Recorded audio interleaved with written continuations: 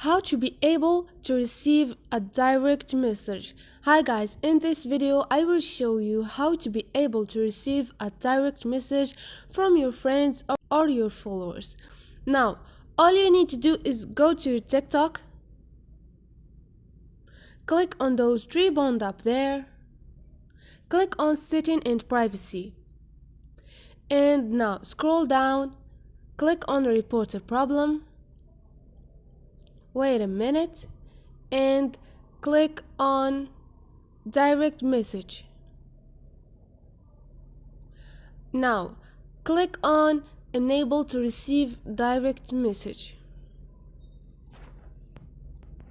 Now if this doesn't help you, all you need to do is click on no and click on need more help.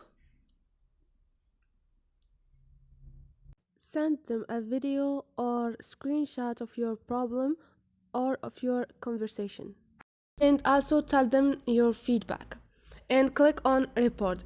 So this is guys, hope this video was helpful to you. If you liked the video, please don't forget to subscribe and like.